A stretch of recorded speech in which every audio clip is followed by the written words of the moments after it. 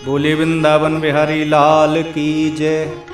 अब सफला एकादशी की व्रत कथा कहते हैं। श्री युधिष्ठिर जी बोले, हे भगवान, पौष मास के कृष्ण पक्ष की एकादशी का क्या नाम है? इस दिन कौन से देवता की पूजा करनी चाहिए? वह विधि क्या है? यह सब समझाइए।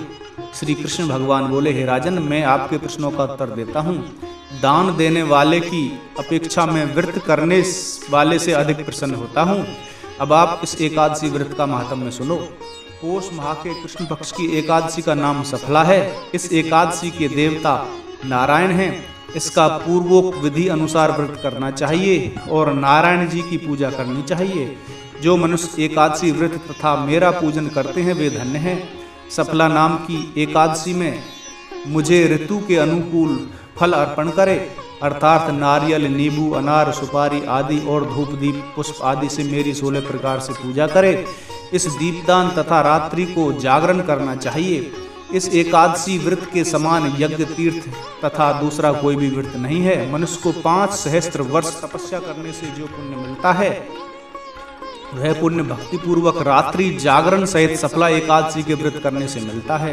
हे राजन, अब आप सफला एकादशी की कथा ध्यान पूर्वक सुनिए। चंपावती नगरी में एक महिष्मान नाम का राजा राज्य करता था। उसके 4 पुत्र थे। इन पुत्रों में सबसे बड़ा लुम्पक नाम का पुत्र महापापी था।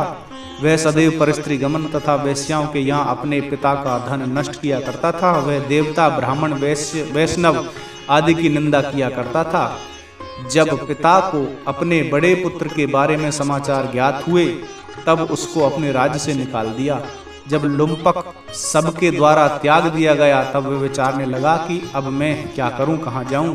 अंत में वह दिन में वन में रहने लगा और रात को अपने पिता की नगरी में चोरी तथा अन्य कर्म करने लगा। जिस वन में वह रहता था वह भगवान को अत्यंत प्रिय था। उस वन में एक बहुत पुराना पीपल का वृक्ष सब देवताओं का क्रीड़ा स्थल था। इसी वृक्ष के नीचे लुम्पक रहता था। कुछ दिनों के पश्चात पौष माह के कृष्ण पक्ष की दशमी के दिन वह वस्त्रहीन होने के कारण शीत से मूर्छित हो गया। रात्रि को न सो सका और उसके हाथ पैर अकड़ गए। उस दिन वह रात्रि बड़ी कठिनता से बीती, परंतु सूर्य नारायण के उदय होने पर भी उसकी मूर्छा न गई। सफला एकादशी के मध्याह्न तक वह दुराचारी मूर्छित ही पड़ा रहा। जब सूर्य की गर्मी से उसे होश आया तो वह अपने स्थान से उठकर वन से भोजन की खोज में चल पड़ा। उस दिन वह जीवों को मारने में असमर्थ था, इसलिए जमीन पर गिरे हुए फलों को लेकर पीपल के वृक्ष के नीचे आ गया। जब सूर्य भगवान अस्ताचल को प्रस्थान कर गए तब फलों को पीपल की जड़ के पास रखकर कहने लगा कि हे भगवान, इन फलों से आप ही तृप्त होवें। ऐसा कहकर वह रोने लगा और रात्रि को उसे नींद न आई। इस महापापी के व्रत तथा रात्रि जागरण से भगवान अत्यंत प्रसन्न हुए और उसके समस्त पाप नष्ट हो गए। प्रातः ही एक दिव्य घोड़ा अनेकों सुंदर वस्तुओं से सजा उसके सामने आ खड़ा हो गया और आकाशवाणी हुई कि हे राजपुत्र, भगवान नारायण के प्रभाव से तेरे समस्त पाप नष्ट हो गए हैं। अब तू अपने पिता के पास जाकर राज्य प्राप्त कर। लुम्पक ने जब ऐसी आकाशवाणी सुनी तो वह अत्यंत प्रसन्न हुआ और हे भगवान, आपकी जय हो ऐसा कहता हुआ सुंदर वस्त्रों को धारण कर अपने पिता के पास गया।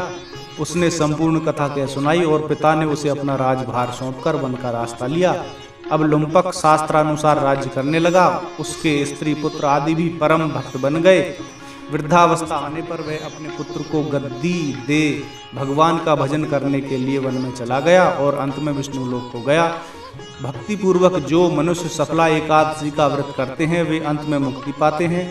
जो मनुष्य भक्ति पूर्वक सफला एकादशी का व्रत नहीं करते वे पूंछ और सींग से रहित पशु तुल्य हैं।